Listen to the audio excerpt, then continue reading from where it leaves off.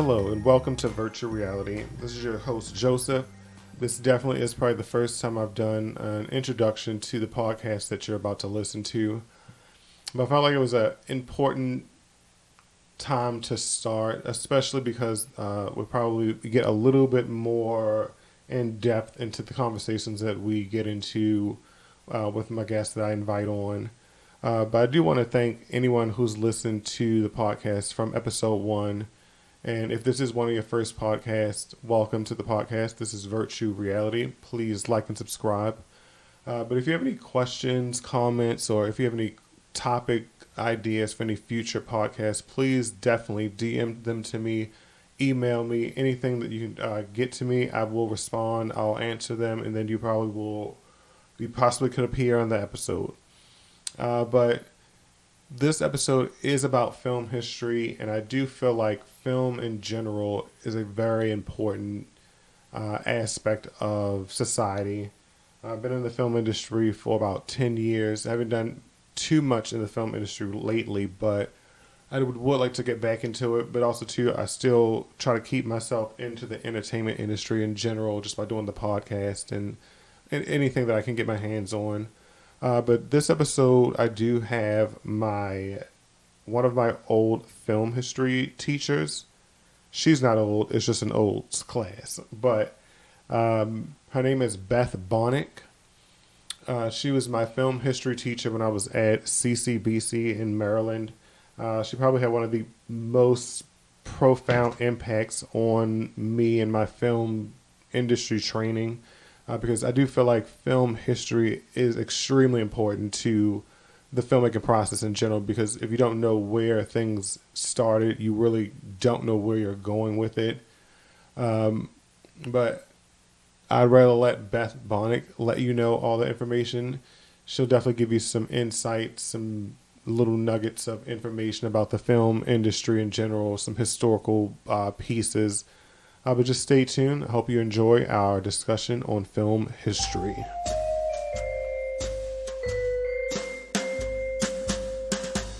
Beth Baunoch.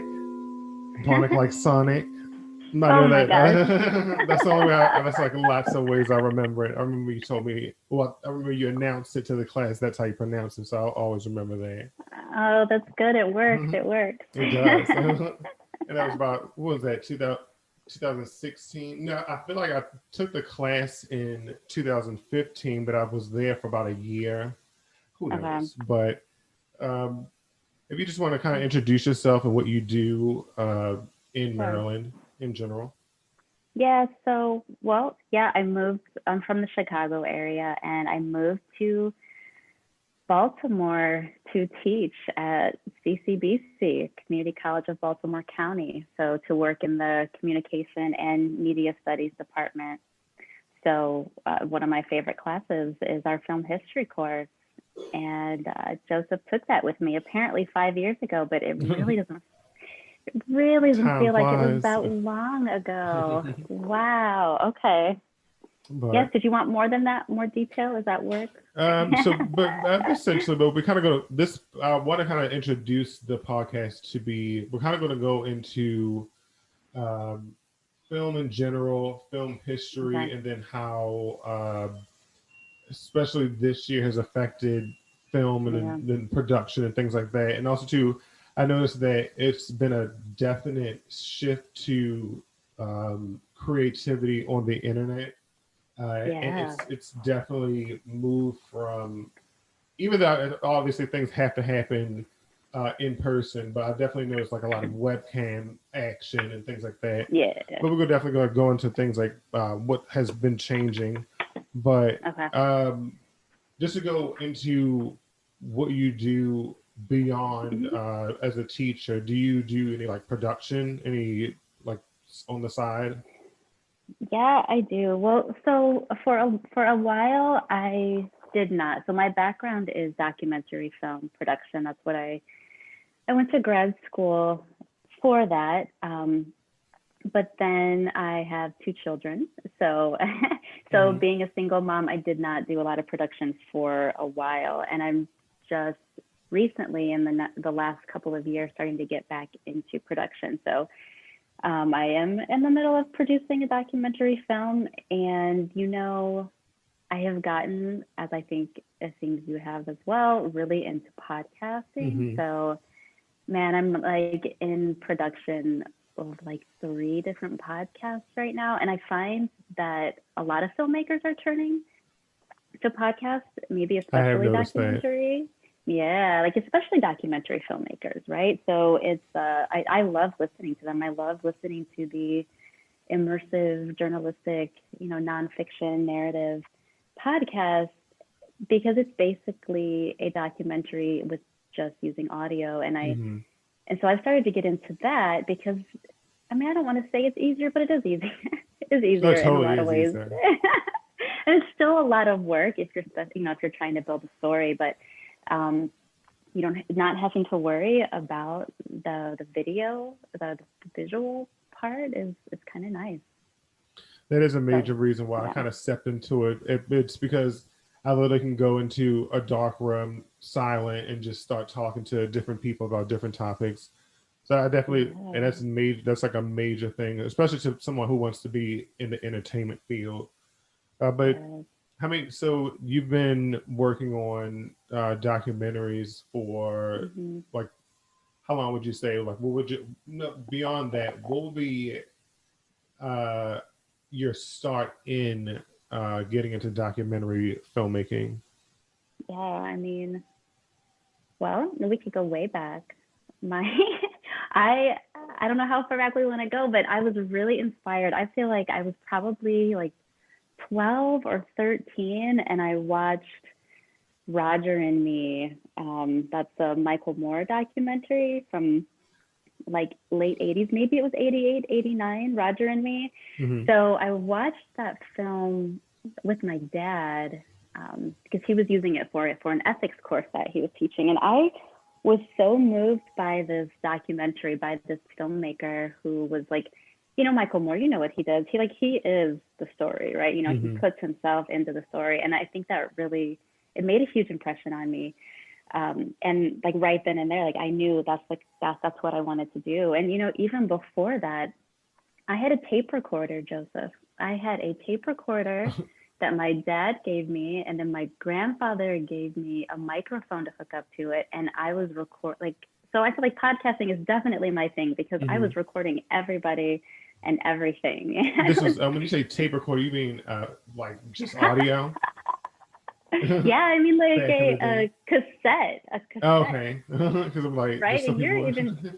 you're even too young for this, I probably a right? little So bit. yeah, you are. So an No. actual like cassette. So I would buy or beg my parents to buy blank cassette tapes and stick them into my little tape recorder and plug in my microphone. And I was just going to town, loving that. So, Mm-hmm. and then I think Michael Moore, watching that film was like, oh wow, I could do this with video as well. So, like through high school, I did a lot of documenting with my dad's VHS recorder, right? So we're All right. but that's also dating me. So that which are big, like those are big cameras, like carrying that Right. sucker to school. And Right. anyway, $2,000 that I cameras. well, I don't think I. That's a good. I I don't know heard how they much they were. I heard they were. were really expensive back then. To get one of those are not cheap. You know what? I'm gonna ask my dad. I can't imagine him number one spending that much money, and then if he did spend that much money, I can't imagine him then letting me take it to school.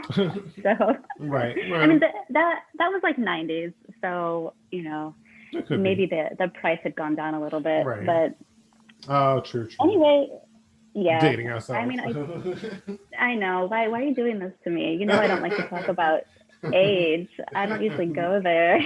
No discrimination. Technology Hmm. is dating me It's a here. teller. But I mean, the fact that I had to explain to you my cassette recorder oh is. yeah, because I just wanted to know if it was like because when you said tape recorder, I like everybody may think it's a video. So I'm like, just so people know, because there may be some 10-year-olds here. I'll send you a picture of it. I still Oh have it. yes, I yes, love it. yes. I have like an emotional connection to that tape recorder.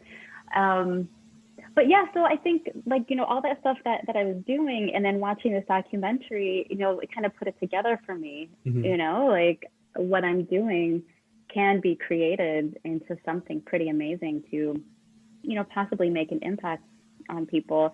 Now, like fast forward, Michael Moore, like I'm not a huge fan of him anymore. Let me just put that out there. But I mean, I Mm-hmm. think he's awesome, and what he did for documentary films was huge. Like his were like the first documentaries to be like commercial successes. So that's huge for documentaries. I don't like that he's so heavy-handed, though, and I feel like he alienates a lot of people who are the ones who need to be convinced. But then on the other hand, he also raises a lot of important questions for us to discuss. But anyway, Mm-hmm. Michael Moore was interesting. Mm-hmm. And then, I went to college, but I did not major in anything film related. How weird is that? Every time I think about that, I wonder why I didn't, and, but then I went to grad school for documentary film production.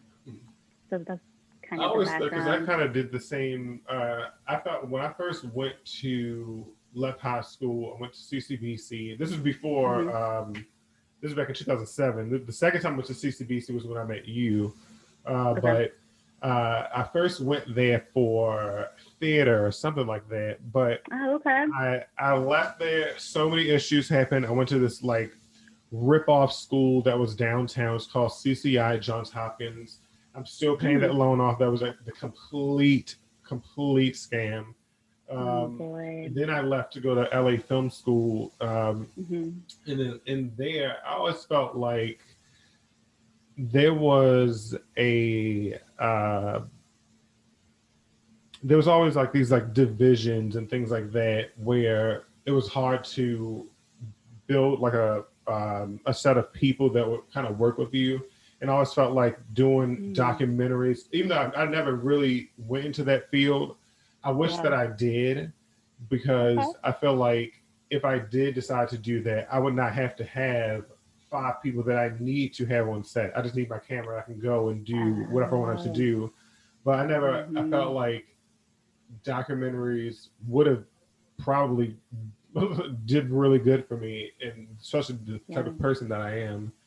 Um, Yeah. but it's very interesting. But I would say that what got me into it Mm-hmm. was a few movies, because I always wanted to make movies, like make sci-fi action movies, things like that. Yeah. And Yeah. the Yeah. movie, even though this wasn't a sci-fi movie, it was have you ever seen the movie Big Fat Liar with Frankie Big fat Muniz and liar. Paul Giamatti?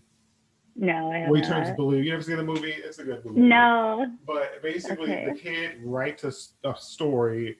A film Okay. producer somehow gets the paper. He makes a movie out of the story that the kid wrote. And I was just like, that could be me. Oh. You know what I mean? I was like, that could be. I can just write a story. 'Cause I used to write stories and things like that. So I kind of felt like that kind of got me into it.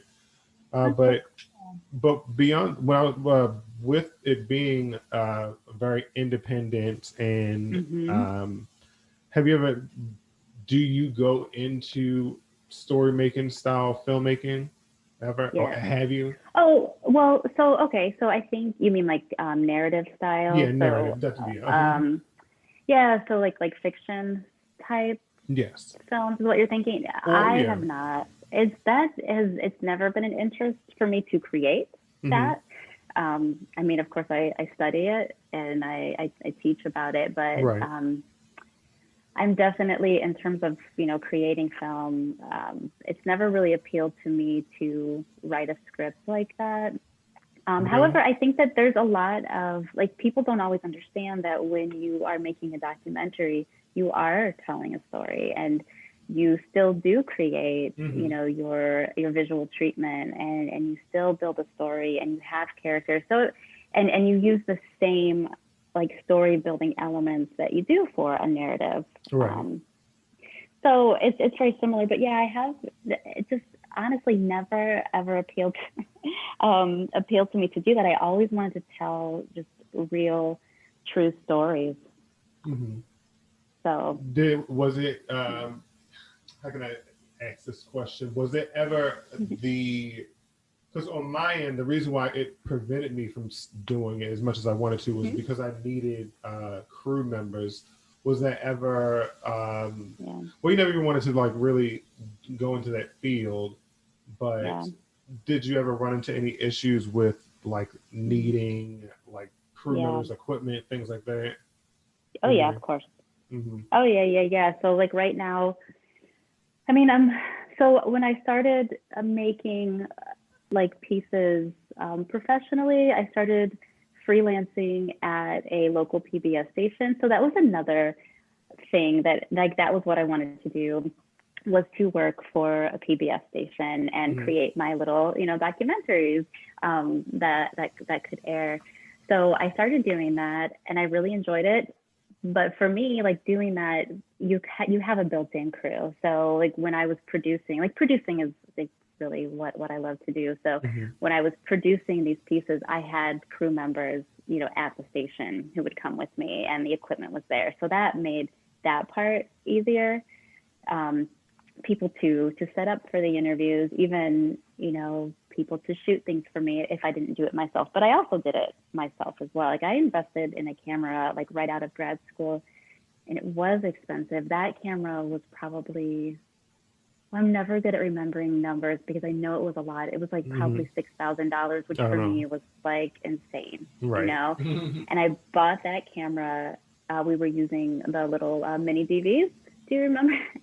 Oh You yeah. should remember that. Still Okay. got those. So exactly. And so that I bought that camera, and then like 2 years later everything was, completely digital. So Right. that But even I think that's gone away. Like, cause my DSLR camera, I don't think I would pull it out for anything besides taking a picture. really, so what do you use then? Usually. But because I Mhm. haven't shot anything, I probably would Mhm. actually go and shoot with an iPhone or like somebody's Android and just buy some of those little Wow. lenses because those are really like even the settings on the phones and then the combination with the lens, they're so much Yeah. quicker and faster. And again, that's another huge part about what's been going on and changing. You literally Yeah. just That turn on your phone.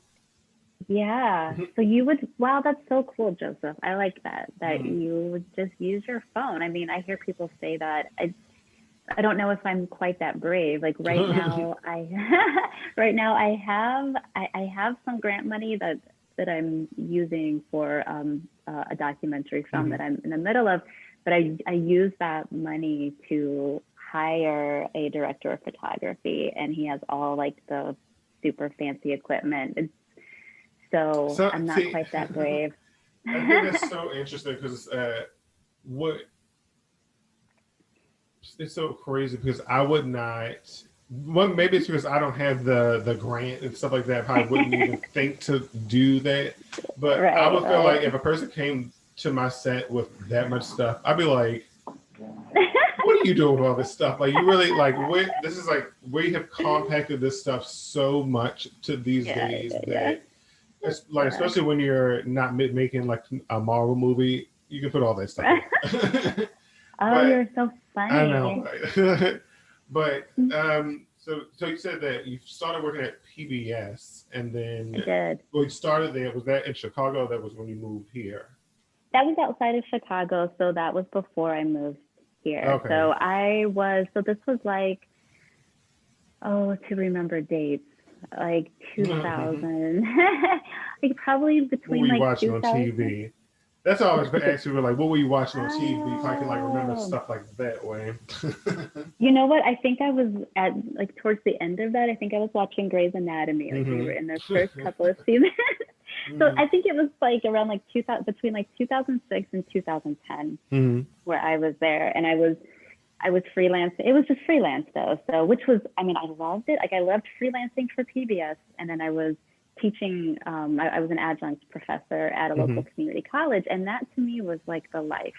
I loved it, but because it was so flexible and I was doing what I loved in both realms, because I found that I really liked teaching hmm as well. That was a lot of fun, but so I mean, this is just where life kind of gets in the way. Like I could not really sustain that and raise two kids at the same time. So like I Right. needed I felt like, and I think I was right, like that I needed a full-time job. I felt like, okay, now I have to do the adult thing and try to get a full-time job with the benefits and, all of that. And this was also like, that was around the time, like 2000, what was it, 9 and 10, where we had this huge like economic crash. I don't know what the word is, but do you remember that? Like at Um, least like where I you live. mean you're talking about it was like the end of 2008, and then into Yes. that was like the rebuild of everything. I know what you mean, yes. Yep. Uh-huh. So the economy was not doing well at all. So jobs were pretty scarce. And Hmm. so it just started making me really nervous, and the kids were pretty little. So I was just really nervous about being able to um, survive financially. It was a stretch. Whereas if I didn't have kids, I probably would still be doing all that, just freelancing Right. all over the Hmm. place. It was so fun. So I thought, well, in terms of making documentaries or working for PBS, that's a really hard job to get, and the pay is pretty low, especially in the beginning. So I went the route of trying to um, get a full time teaching position, and that still took me a couple of years. And where I was living was where it was one of the hardest hit in the whole country. But so I took this job in Maryland. And Maryland was a whole different story. Like Oh, where I was coming from outside of Chicago, like people were depressed. I mean, there was just this sort of fog in the air. And really? um, oh yeah, it was I feel the really same bad. thing about Maryland, though. Like, not in the Uh-huh. entire place, but there's a good portion of it that has that same description. Yeah, probably. Probably, but that's probably everywhere, though. But if you really think about it, but go ahead. So I mean, you yeah, came over it to probably Maryland? is. Yeah. Oh, Yeah, definitely is. it was just, because I feel like Maryland was not hit as hard Hmm. as as the Midwest was. So it just sort of felt like, wow, I mean, people are getting jobs and they're giving jobs, and I don't know. Yeah. So I took the full time teaching position, and then what I just always try to do is leverage my teaching position into still being able to somewhat build my media Hmm. career. And the first few years was really hard, and I couldn't really do that because I mean, I was just living life, and trying to get by. But now I have been able to do more of that, and I know where to find money, and I know, I can get, money from certain sources at CCBC, Hmm. and I have students who help me with these projects, which is very cool. So it's not just for me; it's helping the students, build their resume as well. Like I could see, like if I was doing that when you were there, you would have been doing this stuff with me. Oh yeah. Sure. Yeah, I really, even moving here, it was a Hmm. total.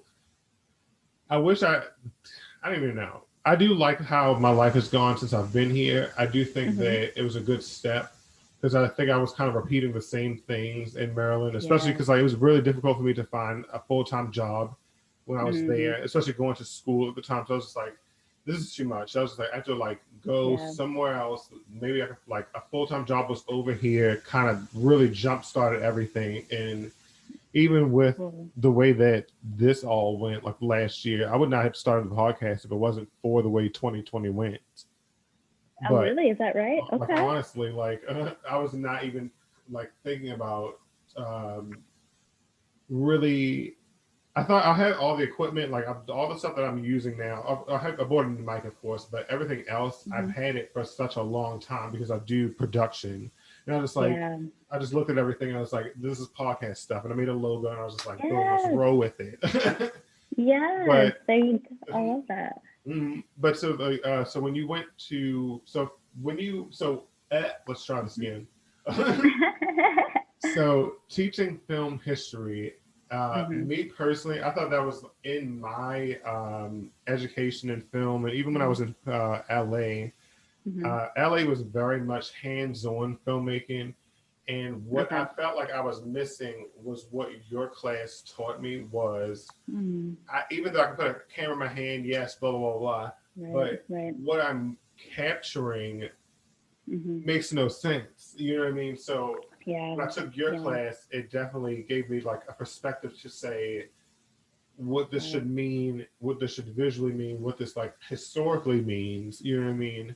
So, Yeah. how did you get into like film history? And because I know you did communications, did that Yeah. cover it? And then did you choose to go into film history instead of production or So, something?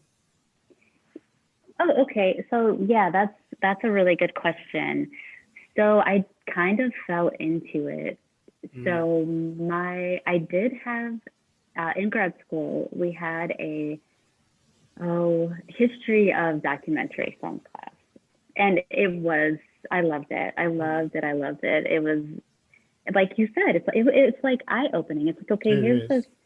yeah, like here's this career path that I want to follow, but knowing what came before is just, yeah, it's you have to do it. I think to be truly be a good filmmaker, I think you need to arm yourself with what came before, Mm-hmm. and how it came, and why, and all of that is so important. So I took that class, but I wasn't like, okay, now I want to teach it. But when I took the job at CCBC, so my degree, my graduate degree in documentary film production was inside University of Florida's mass communications department, or mass Mm-hmm. communication and journalism school. I forgot what it's called, but so that allowed me to teach mass communication, and really like any communication class. So that was the opening at CCBC. It was to be part of what they called at the time, it was the communication arts department. So to teach um, communications classes. So at first I was teaching the fundamentals of communication, which is like, public speaking and interpersonal communication. And I enjoy that too, because I think that is just extremely important, like life tools, Right. knowing how to communicate. But also, so within our department, we have a communication studies program and a mass communication program. So of course I'm going to veer towards the mass communication classes. And they have a film history class already. So I was lucky enough that since my first semester teaching at CCBC, I've been teaching film history. Which I'm lucky, because a lot of professors just coming in are just stuck with that 101 class, and Mm-hmm. it gets to be a lot. And having the film history class is just always a different type of student. Like most students are very excited coming into that class. They're film lovers usually, and Right. so that sort of changes the game. Yeah, it does. It's. I know Mhm. what you mean. You will find people who chose that for a reason. Mhm. Mm-hmm. Exactly, which makes it more fun. Mm-hmm. So, yeah, am I veering off too far? That was the question, like, why am I teaching film history? Oh And no, instead that's of all right. Okay. production, so Mm-hmm. CCBC has the three campuses, and the campus that I was um, hired to teach on, which is Catonsville, did not have any of the production classes. So I was kind of bummed about that at Right. first, but they also didn't need anyone for the production classes on the Essex campus. And then that has just recently changed into a digital media program. But you know what? So they do have even more production classes and more money for that. But I don't know. Like I like what I teach, and I like, have created opportunities for students on the Catonsville campus to do production work as well. Like we've bought equipment, students are doing it extracurricularly, and so I'm still teaching Mm-hmm. production in a lot of ways. And then I remember when I was there, the Film Society. Does that still go on? The Film Society. So the film, it's not really right now, because, like, for me, Wow. the Film Society. Mm-hmm. Well, I mean, the Film Society, it was started by some really cool students who, I think it was like my second year at CCBC, came to me and just they needed an advisor, and so they're students who I had before and talked about film with. So they asked me to be their advisor. So it started off being a really cool experience. And one thing I always wanted to do, it was like when I interviewed at CCBC, I asked them if there was a student film festival, and I remember the dean saying no, but like his eyes lit up, and he thought like, oh yeah, please do create a student film festival at CCBC. So I was able to do that through the Film Society, create a student film festival. And did you ever go to one of those? I was in there. One of my movies was in there. It Okay, was I called just Higher Help. Oh, awesome, good. I'm sorry, like I don't. No, no. And two, we ended up the past couple of years. Well, obviously we didn't do one last year. We kind of did, but once some new students came in, we decided to make it a regional event. So we invited students from Towson, Morgan, like Loyola, like other regional Baltimore schools to show their film. So that it became a really neat event the last couple of years. And then of course last year we didn't do it, but I did another kind of media competition. So students created projects around quarantine and what that was like for them, and we just posted those online, like on our on the Connection, which is our online student newspaper. So I mean, we're still getting students, creating. It's just obviously a different format right now. Even because what I was thinking about before everything began, like the quarantine and everything, I was in the works of setting up a nonprofit studio in Las Vegas. So it kind of facilitated filmmaking on a low budget level where if people didn't have as much money to go to a bigger budget studio, they could shoot in mine, things like that. It kind of would contribute to the learning process. I was going to do like a class where I was going to teach like film history, production, and things like that. But it's because of what I wanted to bring up with the Film Society. And when I was at the Film Society, I felt like maybe it was because I didn't know the people that was in the Film Society, or maybe because I went to film school and then went to school to get some other degree. Right. I felt like it was very difficult to get people to help me to do any of the productions that I wanted to do. And it was everywhere. And it was even when I was in LA film school, it was difficult. It was so difficult. And I felt like if I could somehow get around that for a person who has an idea but doesn't have the other things that they need, a perfect idea would be to have a nonprofit film studio. So that's why I wanted to kind of do that. And also too, that's why I felt like the way that maybe just the way that I was in it, it just didn't work for me. And I always find what happens. I remember that, Joseph. I remember that quite clearly. I mean, there's a few things about that. I mean, number one, it is just hard to get people to be excited. Like, okay, you know how, like, people who are creative, like we have these like great ideas and we're so enthusiastic and so excited about them. And then you tell someone and they're like, oh, okay, that's great. So it's really hard to get other people to be excited about your project. It's something I've learned over the years, and I feel like I just have to pay people. Like that's just all there is to it, I guess. Basically. But I remember being upset about the fact that you couldn't get anybody in the Film Society to help you. I couldn't understand that either, but that was, I mean, I don't want to go too deep in that, but there were some interesting, dynamics going on in the Film Society when you were there. So, and I, and they had their own things going on, don't you think, in a way? It was like some like cliques happening, and they had their things. And I mean, I guess that's just life. All right, it's exactly. It's all right. Yeah, but what a great idea you have. For creating that space. What if you like hooked yourself up with a school down there? They might be really into that.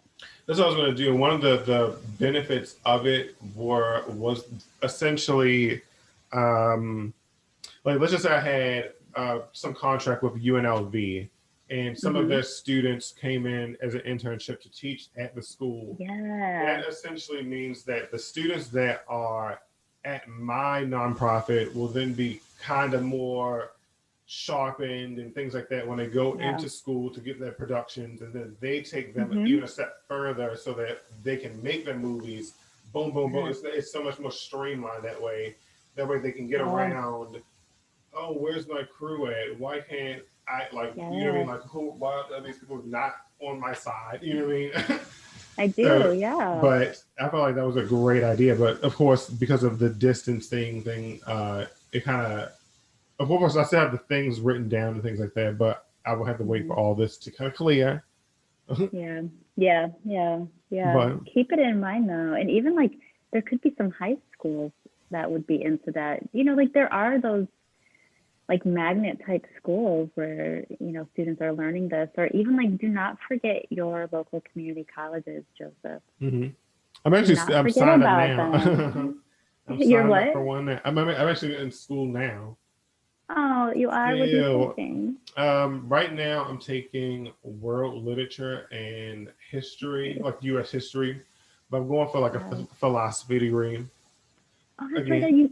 You did say that, didn't you? I Yeah. think you told me that. Wow, you are so cool. Mhm. I But love yeah, it. and also I feel like that would like again help shape and mold my entertainment media Yes, perspectives and things like that.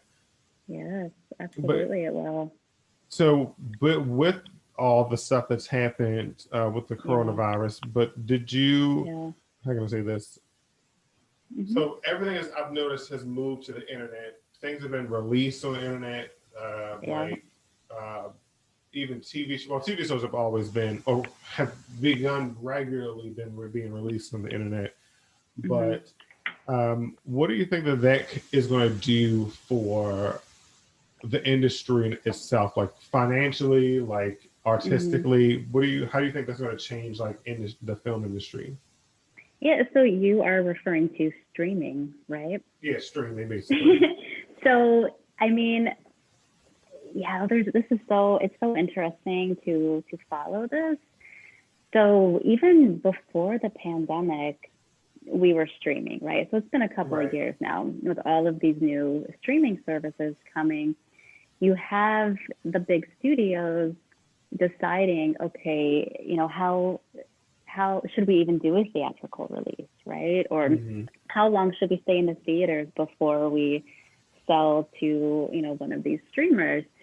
But so people were already there weren't as many people going to the theater before the pandemic, but then once the pandemic hit, I think it really just shone like a light to the film industry that what are we going to do, right? Like what is going to happen? So, but it was already I don't want to say dying, but it was already there were way less people going to the movies than there ever It had definitely been because was. they could already just stream the movies, or they knew they would be able to stream them in a couple of weeks. Why go spend $50 at the theater? So that's really interesting. And even, can we talk, Joseph, about Wonder Woman? I mean, I love Wonder Woman, don't you? Hmm. I'm sure you know Of I course, love Wonder I Woman. love like all DC, Marvel, everything. But what do you want to talk about with that? I want to talk about the fact that they did a day on date release so that it was in the theater and HBO Max on the same day, that it did not have like its own theatrical release. So remember, it was supposed to be out in the summer, and then it was fall, and they kept pushing it back. And then they said, okay, we're just going to put it out on Christmas. You can watch it on HBO Max, or you can go to the theater. Hmm. And like, I don't know how I feel about that, because a lot of the other big blockbusters, like Warner Brothers is holding off on, and Paramount is holding off on. Like there are movies like Quiet Place 2, or like Top Gun and Fast and Furious. Like there's no way they're going to try to put those films out until people start going back to Right. the Because movies. with their finances. So, but Wonder Woman, they did. Did you watch Wonder Woman? I did one thing. Okay, so my this is what I assume is going on with why they Yeah, did Wonder Woman that way. yeah. I don't think Wonder Woman was that good, No, but the reason why I feel like they did that way is to kind of test how a movie is going to be received on those sorts of Right. platforms. So it would have been like, and that was a major movie, like that would well I should know. have been a major movie, and also too Yeah. one of the side note, one of Mm-hmm. the bad guys in that mall Mm-hmm. scene in the beginning. I Mm-hmm. know him. He was one of, Oh, he you was like do? he was in my pilot episode of ESP. He was the bad guy. And Oh, that's then so he cool. probably showed his little like demo thing, blah blah blah to them. So my stuff was saying about some Wonder Woman kicking butt anyway. But Yes, I that's don't think it was cool. that good. I However, what I know. do like about Wonder Woman, what I thought you was about to go into was Mm-hmm. I love that Cheetah was one of the Yeah. villains. I think that she should have been the main villain. Like it shouldn't have been the little Okay. wishy guy. That made no sense to me. Thank you. I totally agree with you. And I don't want to say, especially publicly, anything bad about Wonder Woman, but it was a little It disappointing. was. It's all And right. the whole, it's sad. It's sad to me. And Yeah. the end, like, should we say what happened at the end, or do you not want to do that? It doesn't even matter. Like, I feel like Hmm. it was this Tinkerbell moment. Like, do you remember? Do you remember Peter Pan at the end where Tinkerbell is dying? Oh yeah. And they said And Peter Pan says, clap, everybody clap, and, we'll make her come back alive. that's exactly what I felt. What the heck? Like, Wonder Woman, she's a god, right? Isn't she a god in the DC universe? Like, she, like, the most powerful thing. Like, Right. is this what she does? I Right. mean, She I like don't know. talk. And then also too like how did she know she was on camera? How did she know that, you know what I I mean? Like know. I just like I don't understand. I was like, I get Aw. it because I'm forcing myself to get it, but Forcing myself. but No, I heard that people like logged out. I heard people fell asleep. oh yeah. So that's kind of upsetting, and it's kind of upsetting as I think you're right. Like they felt like they could afford to kind of use Wonder Woman in Mm-hmm. this way to see what would happen. But they did you watch Tenet? I Tenant? did not watch it. I don't think so, no. Yeah, I didn't. But this was Warner as well, and this film was directed by Christopher Nolan, and they spent $200 million on that movie. And the director convinced them, or like, really pushed them into having a theatrical release in September. And Mm-hmm. so this $200 million movie made 30 million in the first few Oh weeks. So no. that scared people. And now Warner Media is saying that all of their films in 2021 are going to be released to streaming, so that they're not going to have like their own big theatrical releases. And people are like really upset about that, like the That's actors and directors. that's Hmm. also going to impact the cost of how much streaming service is going to be. Yeah, do you think? What do you Yeah, think it's because going like to be if more? yeah, they're definitely gonna have to charge people more because if they are trying to make that money back on the movies that they're releasing on whose Yeah, ever service, right. or no, not even necessarily. They could just release it and you have to pay for it to see it instead of like having it just be free on there. That's a good point. Like I know that so HBO Max is Warner Media, right? Mm-hmm. So, and they're looking at HBO Max as being that's their future, right? And Mm-hmm. and and they're right. So maybe with Wonder Woman, they were trying to get a lot of subscribers. I don't know that it worked so much, but so yeah, that's a good point. It's cheaper. It's much cheaper for the studios to just release it right to streaming. It But is. then you have like, but I did appreciate the fact that HBO Max did not make me pay more to watch Wonder Woman. Whereas like I really wanted to watch Mulan, and Disney Plus charged me $30 extra Mm-hmm. to watch See, Mulan. that's what I was gonna bring up Mulan. I felt like Mulan had a Hmm. slightly better release because it was Yeah. intended only for that type of distribution. But it wasn't. I mean, it was supposed to be a theatrical release. It was supposed It to be last was. spring. Yeah, it was supposed to be. I was again, I mean, like I love the strong women. Mm-hmm. I was really excited for Mulan. I loved the animated version as a kid. So I was really excited to see like a real live action Mulan, and it was supposed to be out, I believe, in March of 2020, March or April, like spring. Mm-hmm. So yeah, so it was not, and I'm not sure. Like the thing about the streaming services is like you never really know how much money they make. So, and we don't know if they're putting out, numbers that are right or that are Exactly. accurate, or if they're just, inflating the numbers, or because like all the executives come out and say, "Oh, this works really well and everything's great," but we don't really know. We Right, don't and really also know. too, not even the budget that goes into the films Mm-hmm. is has rebates and all that other stuff, so they're already making their money back some other Oh, way. You know what I mean? that's a good point. And Mm-hmm. I heard what's the Paramount guy's name? Jim Giannopoulos. I heard him talking about how, I mean, studios are doing okay right now Mm-hmm. because they're not spending a lot of money on the big theatrical releases. Exactly. So, I mean, it'll be interesting to see and like what films they decide they can, stick right to streaming and what ones will have the theatrical release. I mean, have you watched any of the films that have, were supposed to have a theatrical release but like went straight to Netflix or Hulu or No, I don't normally watch something that is just sitting on Netflix somewhere, or I just watch a TV show. Like honestly, I don't watch yeah, any. Haven't really watched anything new besides Wonder Woman in like the longest time, which is bad. it's fine. However, I mean, I like to watch old stuff. Like I rather watch things me too. I haven't seen that's old because, like for instance, Yeah. so sad. Hmm. I just watched Oh. Mommy Dearest like 2 weeks Oh ago. my God. I am not going to watch that. That is so interesting. That's an interesting movie. No. You never seen it? Oh, no. I don't know if I want to.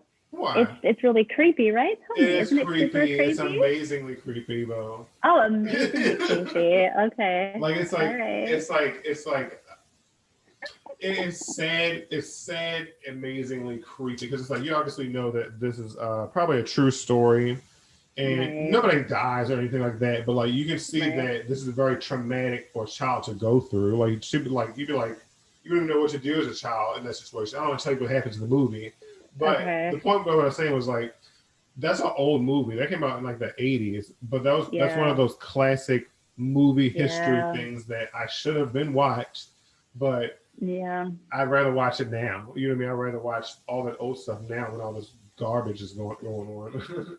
I mean, you make a really good point. I mean, I as well, like I like film history, so I like watching older things as well, and I'm not always up on, like right now is also award season, right? So I'm It not always is. up on like, all of, those movies that are up for awards. Because I'm not really a huge fan of award season, but I like the older films as well, but I also stay away from disturbing movies. I I do like award season. There's a few You do? different reasons why Okay. I like it though. It's Yeah, why? it gives me I feel like that's the only time where people are actually looking at stuff for with reason. You know Good what I point. mean? They're Mm-hmm. not like, oh, make money over this way, make money over here. They're actually looking at the movies. Right. Even I don't watch Right. them, but I know like just Right. the fact that they're taking their time to actually look at things, Yeah. even on the internet. And I also like that they have like those Mm-hmm. independent categories and like short films and Mm-hmm. stuff like that. Even though Mm-hmm. I don't know, but I think it's very inspiring, and I feel like that's the track though. For real, Yeah. like they kind of, I feel like, Yes. and also too with that whole idea of it being not a trap, but um, it can be Mm-hmm. an illusion that can get you really deep into like for the reason I went to film school was because Mm-hmm. I thought that it was going to be this amazing journey and you know I was going to walk into LA and it was going to be like this sparkling, you know what I mean? Oh, So it's yeah. really weird. But with that, with Mm-hmm. the way that they're doing it now, I feel like it's a great Mm-hmm. opportunity for documentary filmmakers and people who Mm-hmm. can post on streaming.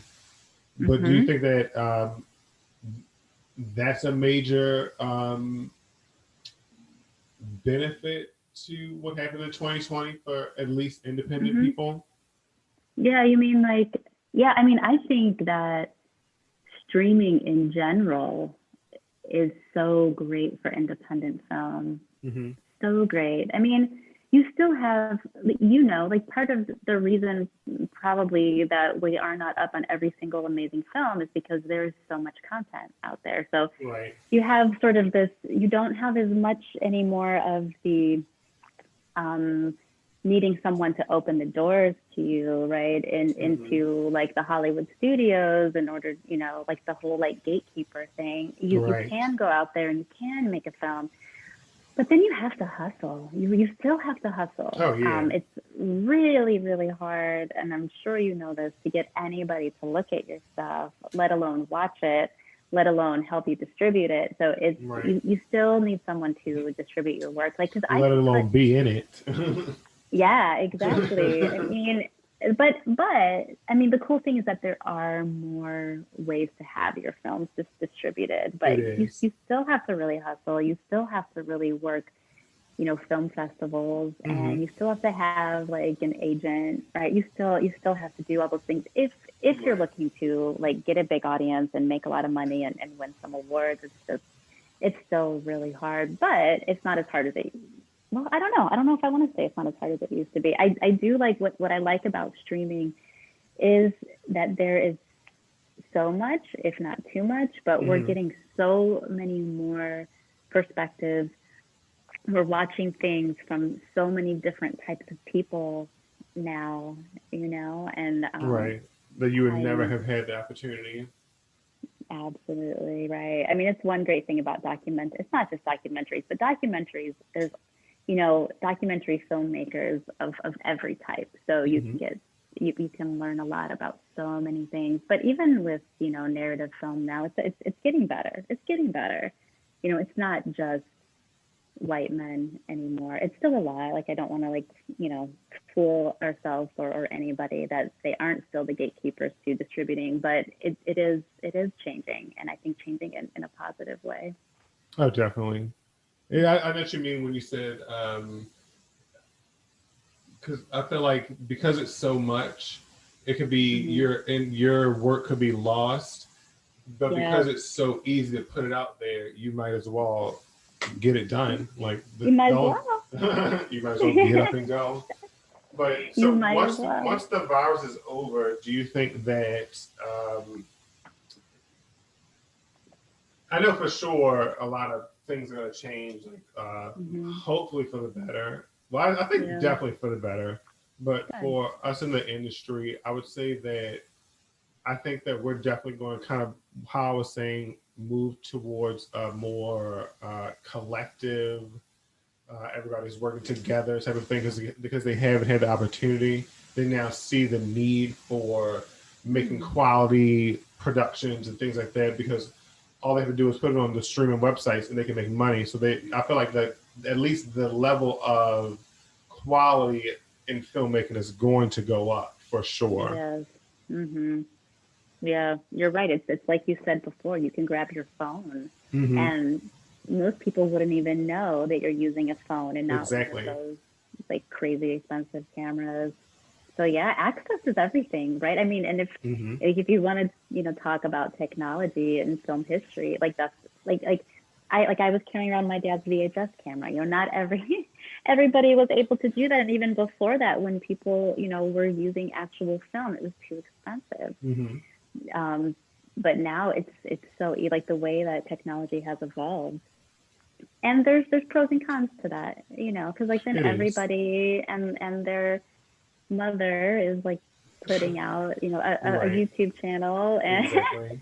Literally. but we could say the same with podcasts, right? Like everybody Yeah. has a podcast, but because it's so much easier to do it. It But is. not, it's not always easier to make good stuff. Like even if you have like a good quality camera, it doesn't mean that you can make a good film. It doesn't mean that you know Exactly. how to tell a At story. all.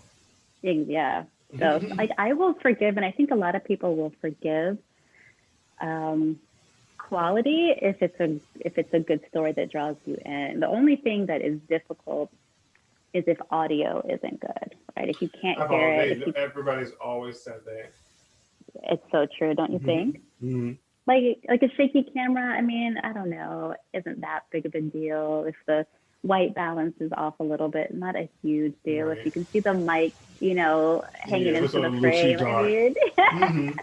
But in a way, like, I was just thinking, even like how successful podcasts are, it's because mhm, it is because audio is so important. You can create mhm, a whole mhm, world just by yes, closing your eyes. You know what I mean? So I think that's yes, a major part. So I think that even that's a good point that they need mhm, to even consider the fact that podcasts are so important because audio is so mhm, important. So they really need mhm, to get into the idea that we need to get on our sound and film, yeah, which is a yeah. huge thing. Spend But your money on a good mic. oh yeah, definitely, that's always important. And Mhm, then so I know that mhm. this is similar to what happened in the 20s. I don't know if you know any Oh yeah. information, like the whole Spanish Mhm. flu Yeah. A filmmaking. little Did it bit. impact Yeah. that at all during that time? Yeah. Yeah. It was major. So, I mean, it was very similar to what is happening right now, and people, and they were shutting down public places, and people were wearing masks. Of course, it was recommended. I'm not really sure if everybody did, you Right. know, like we are now, but they were supposed to. And yeah, theaters were shut down just like they are now. But the problem in what that was like 1918-ish, like around there, Mm-hmm. was that the theaters, they weren't big chains like they are now. You know, like we have like AMC and Cinemark. It wasn't like that. They were mom and pop theaters. Mm-hmm. So a lot of people felt like that was a really good way to make money, and it was, because that, I mean, we're talking the heyday of silent film. You know, so much money was being made by film in that time period, and people loved going to the movie theater. So you saw theaters popping up all over the place. But, you know, they were just making ends meet. So with the shutdown, they could not make it anymore. And then what you have happening is you have the big studios led by Paramount. Adolf Zucker saw this as a golden opportunity.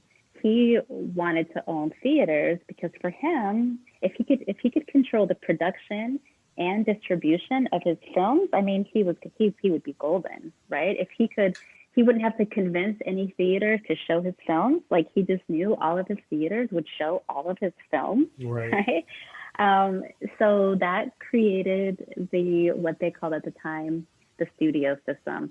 So then all of the studios, the big studios, you know, like MGM, Warner Brothers, Fox, they all did the same thing. They went out and they kind of, maybe I would say, probably bullied some of these theaters into selling, or like some of the theater owners might have just been like, look, yeah, I can't, like I need the money. So they just sold. Um, so that's, so it was huge. It definitely changed the film industry, big Mm, time. that's Mm-hmm. interesting. That sounds like something that can happen now. Like it sounds like something similar Mm-hmm. to the way that things are moving to the streaming services, where I Mm-hmm. guarantee you there's some things going on where major Mm-hmm. purchases are being made. Mm-hmm. Certain people are owning Netflix, and you know what I mean. Because did you hear Mm-hmm. that? I don't know what this could mean in general, but Netflix Mm-hmm. moved from LA to Albuquerque, I think. Like they moved their Cheaper offices probably. Cheaper cheaper, probably and is it my probably is guess. like Yeah. better, like light, and you don't have to compete with like the whole industry of Yeah. LA. But it's so Yeah. many things that is about to happen with entertainment, and I feel like Yeah, that's so because interesting. oh, Uh-huh. go ahead. No, I mean, that's so interesting. You just made me think, like, do you remember, like, we learned about how, you know, the film industry was in New York City, but Mm-hmm. they moved, they were trying to get away from Edison, and, you know, so I mean, this could be something similar. Mm-hmm. That's interesting. Are we going to move from LA to I always thought that we were going to, because even the reason I left was because even though I know that a lot of stuff didn't happen with the Film Society or when I was there, but I actually did a lot of work when I was Mhm. when I was living in Maryland. And it's Mhm. because there's more people living outside of LA who have this idea that they want to accomplish, that they need the people that are leaving LA to do. You know what I mean? So there's Yeah. like anywhere I post, I was like director for hire. Somebody would message me within like a few days. Like Really? I was working on like web series and all this other stuff. So I was like, I was so confused when I was with the film society. I was like, I can help y'all. I can help you. Really, I was like, really, like, if y'all really want to do this, I can tell y'all how to do this. Like, I just I don't get it. know. Like, I but know. I whatever. know. But that's I do think that it's a definite shift that's about to happen because there's no need to be there anymore. Nobody's gonna Mhm. who's like nobody like all you have to do is message Netflix and they'll put your movie on their Right. website. Well, I mean, I don't really think it's quite that easy, you know. It's not that easy, but literally, that's if you boil it down, that's what's happening. But Well, yeah, you gotta have you gotta get you have to get like a good distributor, oh you know, yeah, like someone who will. But yeah, it's interesting. Like I'm not. The thing about all these studios is they're all connected with and own these streaming services. hmm So I mean, we're still, except for Netflix, right? So like Netflix is yeah, like its own studio right now. Like they are. they're their own studio. But the That's why I think others, they you know, left because they don't want to be pressured by yeah, how because they was literally on Sunset Boulevard. They was literally down not when I was at school, but when I went to yeah. LA, they was down the street from my school. Mhm. So the was like definitely Wow. pressured. Wow. Like that guy, the Netflix guy, Reed Hastings. I mean, I think he's pretty smart. Do you Oh yeah. remember when Netflix was just you would rent DVDs? Do you DVDs, remember that? I of course. remember Little red little it. letters. You would get like three at a Mm-hmm. time, and then you watch it and then send it back, and then you could add more to your list or whatever they called that. Mm-hmm. And then I remember when Hulu came, and I'm like, ooh, maybe Hulu is cooler than Netflix. So I switched to Hulu and got my DVDs through Hulu, but then they really weren't as good as Netflix. But It's so wow, interesting. It's everything is in town. It's you have to. I also think that a major part of being a filmmaker is being aware of these trends and how things are going to yeah, change. Because you can yeah, really catch on to something and really ride a wave, and then everything is great until mhm, then. I know, But yeah, with yeah, the looking at like on how film definitely sort of like how can I say this? The way that we produce movies and the way that movies are mhm, made in general is definitely a mhm. reflection of what happens in society. Even with like I've noticed like do you watch The Masked Singer or something like that? Oh my You God, ever heard of that show? yes, yes, I've watched a couple episodes. I Yeah. like The Masked Singer. The Masked Dancer makes no sense, but Wait, there's a mass dancer yeah, now? so How do stupid. you dance with that How costume on or how that? not even that? How can you tell who a person is by their dancing? You can tell Oh, who they that's are by their so singing because it's their voice. Like you funny. can't. But I Whoa, think it's because of okay. that. Like that's a reflection of our society at the moment. Like we have this like whole not because I know the masked dancer was. I mean the masked singer was before the Uh-huh. whole mass phase. Blah blah blah blah. That was on for Uh-huh. years or so. But the masked Yeah. dancer for sure is like a catching on to like this whole fool not foolish but this mask phase in our society. And I feel You like think? yeah, definitely. But because they're trying to make people comfortable. Not saying this will last forever or anything like that, but they're trying to Yeah. make it not seem so ridiculous. Like, oh look at this masked dancer show. Okay. Oh, let's wear a mask. Okay. I'll just wear a mask. Yeah, let's just like Oh. it's like calm it down. We can like relax a little bit. But I definitely think that film reflects society. I don't know which way it does. I don't know if we reflect it or it reflects us. But Right. I Or think it's a right. very. That's why you also have to be very like you have to keep your eyes open on how Hmm. you're receiving art and things like that, like things that are on Yeah. TV. But Right. when you look Yeah. at you specifically, when you look at like what's happening in society today, do you Hmm. think that it's a reflection on something in the film industry? Do we impact it, or do you think it impacts us? So you are taking philosophy Oh classes right yeah, now, aren't you? for sure. So this is definitely, I would say, a philosophical question. I think Mm, it's got to be a little bit of both.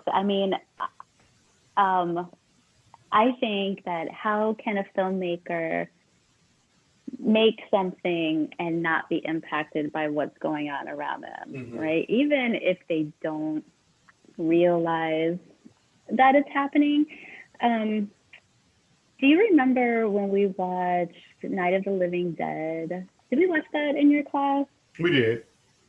Okay, so that movie, even though like Romero says it has nothing to do with the time period, it like so obviously does. It definitely did. Um, I mean, we're talking about well, it's like 1968, and we have like, you know, like one of the most tumultuous years in the history of America, and then he creates this, these zombies, right? Mm-hmm. And then you have like the one black man who's like the hero of the whole thing. I mean, how is that not a reflection of what is going on in the Exactly. country? So I guess yeah, I just feel like we're living in the time that we're living in. So we are going to be impacted, and so if we are creators, it's like almost impossible like to live in a bubble and try to create something that has nothing to do with what your life is like Mm-hmm. at that time. I also So think I it's don't know. important Yeah. to Hmm. kind of, especially when a negative impact is Yeah. being Hmm. in, is being pushed on you as an influence, Hmm. because a lot of people I've noticed do not know how to distinguish somebody's opinion being distributed to you as a fact or a fact being distributed Uh, to you as a fact, because right. or not even that, to say that like for instance, I'm not going to say nothing like this isn't nothing bad. I'm going to say it, I don't care. But like the I feel like the way that society is constantly trying to shape the image of like how women behave and things like that. Yeah. Like for instance, like the whole twerk phase and stuff like that and stuff like that. Yeah. I feel like, or just I'm trying to be clean with this, Got trying as you. clean as possible, but um, the like for instance the song, the WAP song or something like that. I feel like people need to be able to distinguish how, yeah, maybe music is something that could be passed along, whatever, whatever, Hmm. but I don't think that people need to attach themselves to what the words of that song really means. Like, you know what I mean? They don't have to be, Mm. oh, I'm gonna go out and get money from these people because that song said it's okay. You know what I mean? And I feel I like, see. you know what I mean? Hmm. What I was trying to get Yeah. to. But I feel Got like people you. do that so easily. Like they think that because they hear it in a song, they hear it on Right. like a TV show, like they see somebody acting crazy on like the internet, Right. that that's okay to then reflect. I feel like Got you. that's one Yeah. thing, one huge issue that Hmm. being a filmmaker can kind of alleviate if you really know what you're looking at and you know that how you will reflect it on some level. Yeah. So, I mean, the question, yeah. So you're talking about, I think, like the impact that media has on people, and are we shaped Mm-hmm. by our media? Like, do we begin to act certain ways? Like, for example, you brought up, women. Like, do we think that because of what we're seeing in the media, that's the way women are supposed to be? Mm-hmm. With all the twerking and like the sexualization of women and the objectification. And Yeah, I mean, I Mm. 100%, that definitely happens. And also, too, I just want to make it clear too that there's also a difference between being an empowered woman and an over sexualized woman. Just because you say you want to do all these things does not mean that that's empowerment for you. That's you Yeah, actually being fooled by yeah. like the media who says that this is what power looks like. Wrong. I don't Yeah, know. absolutely. I mean, that's just an issue. Well, obviously, I mean, we've had so many people come forward and talk about this, just even in terms of like brought up gatekeepers before, and if we're talking about Mhm. music, like who are these executives in the music industry, and Exactly. they're telling, young women even, like I listened to this whole podcast about Jessica Simpson. Hmm. And I mean, I think I was too old to be like a huge Jessica Simpson fan Yeah.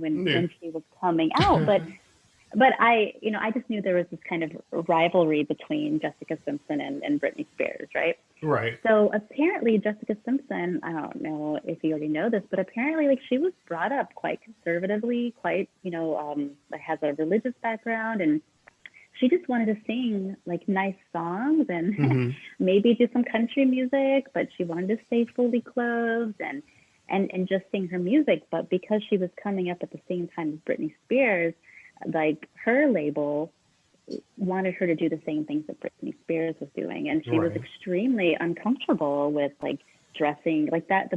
The big thing was like midriff then, like the really low rise pants and like Hmm. a super like crop top. And I mean, it's really disappointing. And so, but these like executives, like they're all men, and you're taking this like 16, 17, 18, even 19-year-old girls and telling them what they have to do in order to keep their career going. Well, I mean, Exactly. 9 times out of 10, they're going to just go with it, especially if Right. their parents aren't, saying, no, we're not doing that. Being famous is not as important as, your integrity and your Hmm. confidence and your self-worth. So I think we're going down a rabbit hole, but it just made me, you just made me think of all of that. No, that's completely And true. and film is the same. Film is the same. Like women's, like even I don't know, like even strong women. Like I think it's getting so much better, but like even like for example, like Tomb Raider, which I never really watched too much of, but Angelina Jolie, like that's a strong, powerful role. But I mean, she's dressed quite skimpily, throughout that movie. It's like Hmm. you take this strong role, but it's like if it's a woman, it has to be like very Right. sexualized in a way. So Or if it's a woman who's too strong, it becomes not attractive. yeah, You know what I mean? right. It's I so do. weird. The world is so it's over. I'm telling you. So. It's crazy. I think it's getting better, and It just is. to because there's so many, and what I'm loving these days are all of these, and I don't even know what the correct term is, but drama series, maybe, is that what you would say? Like, like do you ever use Apple TV? I was No. using I was using them over the summer, and they had the morning show. It's so good. It's like Reese Witherspoon and Nicole Kidman, I think, are doing some amazing not docu series, but like drama series, where they put out like 8 or 10 episodes of this just amazing story, like Big Little Lies. Did you watch that? I know the series though. Oh, I you never got seen to. it. It's so good, Joseph. I know it's like it's not film, but in a way, it reminds me of just like watching like a 2 or 3 part film, Mhm. in a way. But anyway, so we're having more media that's produced and directed by women. So we're starting to see that women are not one dimensional, that there's lots of different types of women, and it's okay to be all Mhm. these different types of women. So I think I want to say it's getting better, and I love Shonda Rhimes. I love She does Shonda make Rhimes. very good content. She really does. And Mhm. now I mean, I love Grey's Anatomy. I don't love it as much as I used to because she's not writing it anymore. I don't think it's as good, but Scandal, and now she just put out, I think it's an 8 or 10 part series on Netflix, Bridgerton. Have you heard of that? What was it? Bridgerton? I don't think so. Shonda Oh, Rhimes did it. so good. Yeah, she's executive producer. Oh, Check it really? out. It's so good. So good. Yeah, but Anyway, because I was I'm thinking, but what you said about the women's being more displayed as not so one dimensional. yeah. I remember this one comment that someone made that I've never seen the show Supergirl, but they were saying that there's like the person who said it was is a little like loopy in the mind. I don't like the can't really trust what they say no, Okay. but they said that there was like a lot of political messages in it or something like that, or like there's like a lot of hidden Mm, agenda. But I don't know what they said. Basically, probably. how they like I'm sure there was like a lot of feminist messages and stuff like that. And I think it's Hmm. so weird when people are offended by Oh, someone wanting to be not discriminated against. You know what I mean? I know I think that's so it. weird to be like, oh, I don't want to watch that Yeah. show. How it's all those messages in it. Oh, why? But does it? Mm. Aren't they talking to you? Is that why you don't want to watch? Because you know they're talking to you. Right, But exactly. Yeah, because you know you're the one whose mind they're yeah, trying to exactly. change. Like you are the target for this message. Like You are it right it's here. so weird. I think that like, but I think that especially because so many perspectives are able to be captured and streamed now. Yeah, yeah, It's going to be two parts to it where there's going to be so much more minds being open because there's so much more yeah, access, but there's also going to be the other people trying to double down to be like, this is the stuff I'm going to talk about. I'm not trying to be yeah. have this pushed on me. I So it's going to be know. Yeah, I've like, heard that. and Mhm. eventually that'll go away. Mhm. I But mean, I think it is important to realize that there really are messages in media. So at least that mhm, person is aware that there's a message there, but is that person also aware of the messages in all of the media that they exactly, are even the stuff that they like, consuming? exactly. Exactly. There's always there's just I that's one thing that I try to get across to my students is to just be thinking critically about Hmm. what you are ingesting because there's always someone behind there who is trying to drive some kind of agenda. So just at Right. least be aware of that and don't let it completely like mold you unless you are aware that you're allowing your mind to be molded in some Exactly. sort of Or if way. you've at least went to other sources to confirm that this is the Yeah. proper mold to be in. Yeah. But it's it is interesting though. But I do like I really like the film. I really have Mhm. always been interested in film in so many Mhm. different ways, and from the Mhm. reasons that we've talked about, and it's always Mhm. so interesting to talk about just what happens. But what is there any place that we can find your work, like your documentaries, like your podcasts? You want me to give some plugs? I don't think I'm going to have a lot of plugs. The only podcast right now that is actually being distributed right now, like most of my stuff is like literally like in production right now, Mm-hmm. and it's going to be a little while before it's out. But we do have one really fun podcast. It's called Hey Chef.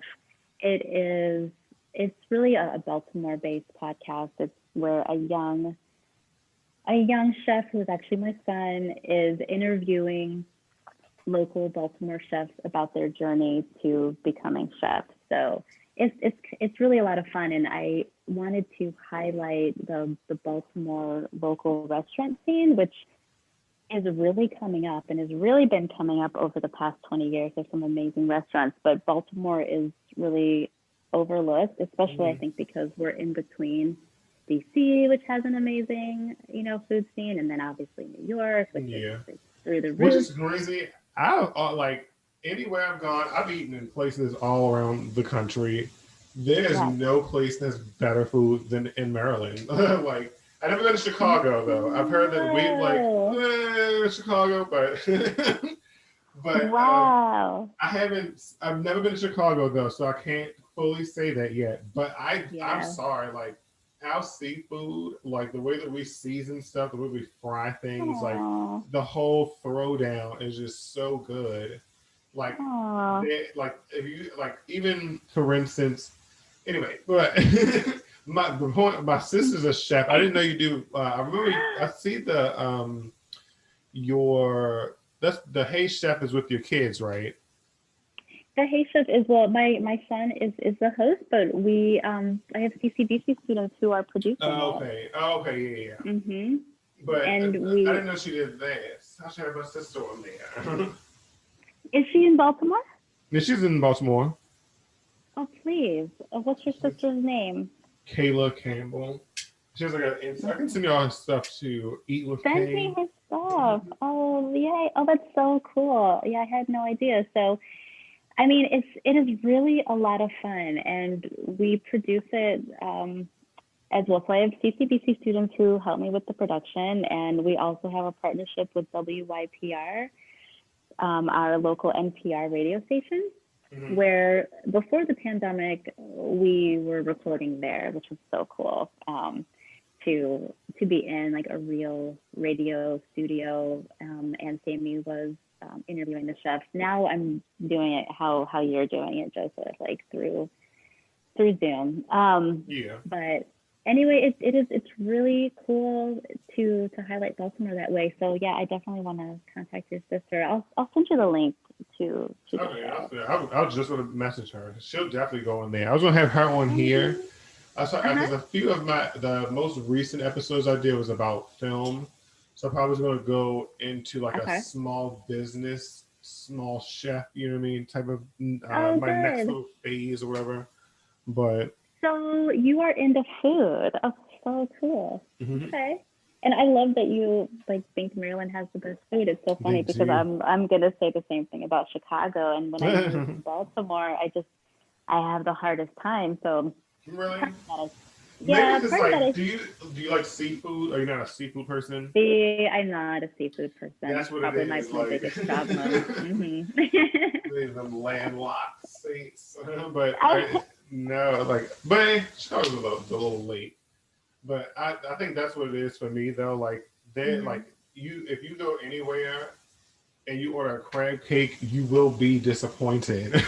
Like Oh, you will gotcha. be like, or even like fried Yeah, anything seafood. I'm going to be disappointed if I'm not you're in gonna be Maryland. disappointed. I'm like That's sad.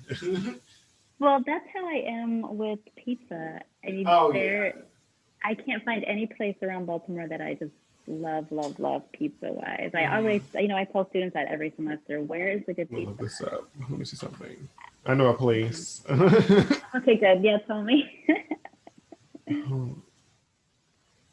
Have you ever heard of this place called Matthew's Pizza near Patterson Park? No. Okay, They Matthew's have good Pizza. I don't pizza. think. It's Okay. on Eastern Avenue. Look that up. Okay. I'm gonna look it up. Matthew's Pizza. Yes, and then if Okay. they want to pay me for that, let me know. So, But I'm but afraid I'm gonna be super biased on the pizza, just like you are probably. your seafood. Oh yeah, I do want to go to Chicago. That's like one of my next stops. Like I Yeah, must go there. I must eat you like must. eat the hot dogs. I also do Oh not my eat. God, I yes. also don't eat ketchup on my hot dogs either. You don't need it. You're not gonna need it in Don't. It's Chicago. gross. I don't even like that. I like mustard on my hot dogs. Like Oh it's no, so much gross. fun. Yeah. See, I know how to eat. I know how to eat. Pizza and hot dogs in Ah, Chicago. It's good stuff. I miss it a lot. Yeah, you definitely have to get over there. so, now, Mm-mm-mm. so is there any topics you like to cover? I think we talked about a good amount of stuff. I thought it was an interesting speak. I think you have a lot. Are you gonna edit this? Maybe, maybe not. I normally just do. I normally just do like a sound leveling type of thing, but I don't really like Okay. all the stuff that I hear. Okay. Oh, yeah. You just So, toss it up. Cool. No, I think you have plenty. Look, that was over an hour. You have plenty of material, oh, I believe. yes, a whole hour and 20. Well, yes, but all right. This is virtual reality. I want to say thank you to my guest Beth Baunoch. Yes. They don't. She has podcasts. Look her up. She has some documentaries coming out. Look out for those too. I did hope you enjoyed our discussion on film and film history. But Beth, it was amazing. Oh my gosh, it was such an honor. I feel like it's such an honor that you asked me to be part of your podcast. I'm very excited about it and excited that you're doing it. Yes, I needed some professional film. Who else is going to do it but Beth? But yes. But yes, all right. But I'll see you. I'll definitely be having you on again. We can talk about, maybe talk to some actors, talk about film, documentary work. But all right, Beth. Sounds good. Thank you so much. We're signing out. All right. See ya. All right.